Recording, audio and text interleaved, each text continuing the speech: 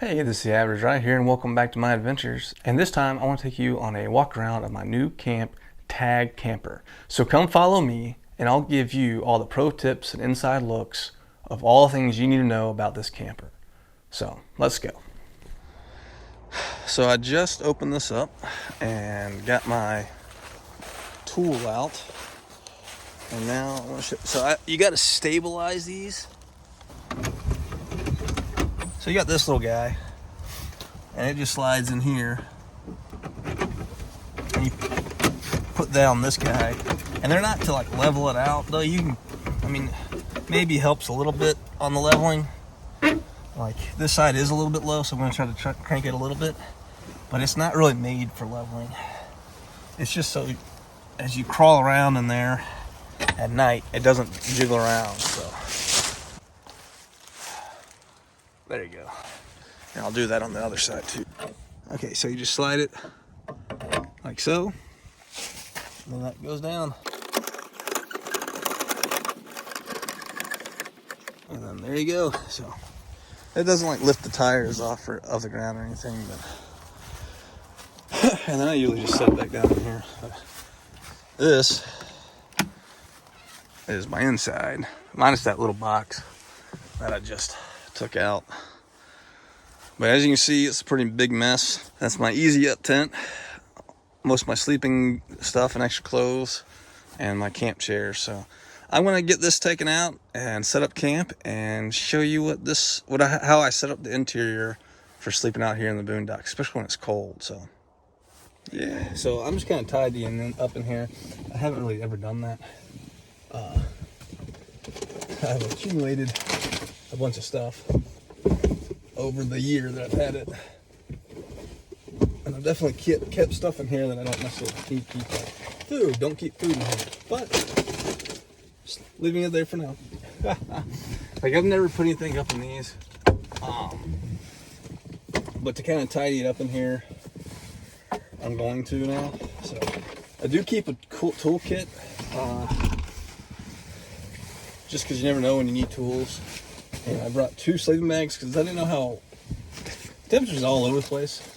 And I have this a new 20-degree bag, but I don't know. I figured it's gonna be warm, but like it's gonna get down to like the mid-20s tonight. These are cushiony, like they're about 2 to 3 inches worth of like padding. But I'm spoiled and like air mattresses, so I'm just using my backpacking air mattress. I've showed this in many videos before, but I'll show you again. I usually actually have a double air mattress that I put in here, which is really nice when there's 2 people, and it's great because it goes from wall to about like right here, and then that way you still have like stuff to put all your gear. But since it's just me, and I didn't feel like setting that up because it's kind of a pain, I decided to just go with my backpack. Plus, when I sleep on the air mat, like the full size, I have bedding that goes with it. But since I don't have any of that, I just didn't feel like bringing all that. And I knew I had a lot of gear in here, and I was going to sleep at a rest area. Though I didn't use this last night. I just slept straight on the pad because it was a lot later than I anticipated. And I was just trying to get to bed. I do have a heater in here, but it doesn't run on my battery. It only runs on shore power, or if I had a generator, but I don't have a generator. So basically, it's going to get just as cold in here as it would a tent. So would be a good idea to let some light in here. That way it does get a little bit warm. There we go. Get some light in here. You do have to vent these. I think there's warnings all over the place on this thing, like, hey, please vent. So I'll show you in a second how you vent these, and it's imperative. I've met some other teardroppers. It's not this brand specific, but these windows are pretty common on other teardrop campers. Figured out how you can crack these, especially in the winter time, because if you're not running the heat and you don't have the windows cracked, it will condensate in here. So if you don't vent it, it'll just be raining in here basically by morning time. So if you vent, it helps keep the moisture down. I'm not saying it's like 100%. The first time I camped in this thing, I didn't vent it, and I woke up and it was raining in here, and it was like upper 30s. 2 weekends ago when I camped in here, I had the windows cracked. Actually, I only had just one window cracked, just one of these small ones. I thought I cracked all three of them, but I didn't. I only cracked the one, and I didn't have nearly the moisture problems. I don't fill this thing all the way up because I like a little bit of softness. I think I'm gonna try out my new Mont Bell 20-degree bag tonight. I'm probably going to die of heat stroke in it. But I'm excited. I mean, this thing is awesome. I've never used it before, but it's down. I think it's 800 fill. Oh, it's gonna be great. And then I'm spoiled and brought a couple of pillows. We'll see how those play out. This is what I usually sleep with, and this is probably what I'll sleep with tonight under my head. If you're a back sleeper and you do a lot of car camping and you don't feel like using your pillows, especially if you're sleeping in a sleeping bag, regular pillows are kind of just annoying. These are great. It just sits right under your neck like this. And if you're a back sleeper, it's great. If you're a side sleeper, it's not too bad. And if you're a belly sleeper like me, it's terrible. But it helps keep, like if I'm in a sleeping bag and I want to sleep in my bag or on my back, this helps keep me on my back. Well, inside is set up. Let me show you what I'm talking about on these windows. All right, so like right now it's locked. So you undo that, and you undo that, and then your window can either pop open all the way, tighten it down. Now it stays, and you can either use your blinds. I'm sorry, you can either use a screen, or you can put your blinds up. So that's the blinds. So I'll put the blinds down, undo this, undo that. All right, so now you see how there's this. If you want to close it, you put it on the back side of that. Like that. That's like close and lock. That's like when you're driving down the road, or you just put it in storage. But if you're camping, you want to put and it's cold out and you just want it to vent, you put it in there, and that way it like I can shove my fingers all the way out. Like, let's see. All right, see, I can put my finger through here. That's how much of a gap it gives. So it allows your camper to breathe. And then since it's sunny out and it's still cold, I'm gonna let the sun in and keep the blinds down. So, and that's that. I'll do that to all three of my windows. All right, so I will show you. So you have this all the way across. I got some stuff in there, but it's not much. I mean, it's not that thick. I mean, it's four inches deep. Like I keep some of the bare essentials in there. I keep like my headlamp in there, or my extra headlamp, my TP, stuff like that. And then on top, I have my other headlamp. Get my knife, but like it's like a little nightstand. You can actually sit your phone up there. It obviously I fit a lot of things. It does come with a thermostat. This controls your heater. I think I'll let the batteries run down on this, but it's awesome when when you have shore power or a generator running. You just put the temperature you want on this, and the heater turns on and off to maintain the heat. And then this is your controller for your radio, and it's awesome.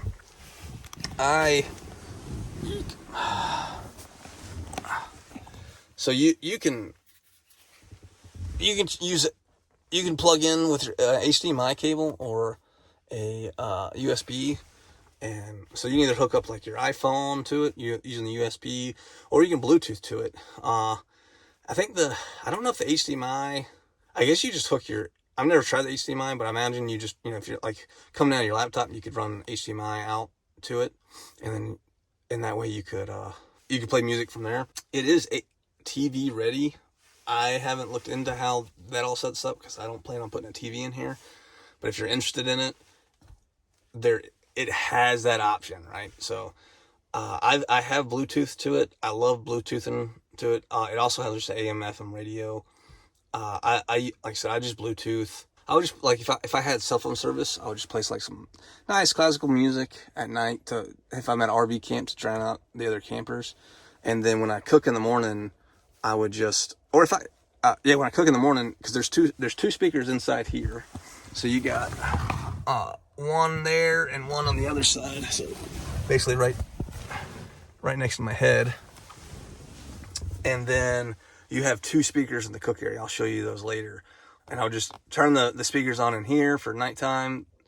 And then when I'm cooking in the morning, I might Bluetooth my phone and do some awesome jams while I'm cooking. So I like it. The speakers, you know, they're not like anything to write home about, but they're louder than my phone and they sound pretty good. So I don't personally listen to music a lot when I'm out here, but when I was camping this summer, I had some friends that were like, "Hey, let's turn some tunes on." So I was like, "Hey, just Bluetooth my speakers. We'll play." So it is helpful if you like listening to music while you're out here. So if I'm at like an RV park and I'm just, you know, I'm all bougie, I'll get my laptop out and I'll like Netflix or something in there, and I can't hardly hear my laptop, especially if the heater's running, the AC is running. I can't hear the laptop on the laptop speakers. I'm half deaf anyway, so helicopters.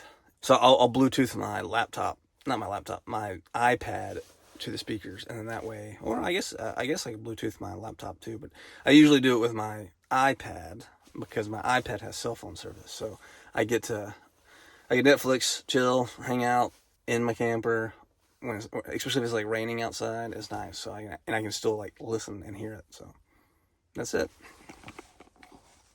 All right, well, that's the inside. Now it looks a little cleaner now that I got it kind of set up. This is more how I typically do it. Last time I was just more lazy. So there it is. Hope you like it. This is how the kitchen looks when it's more tidy. It does come with a little drain. Drain plug rather.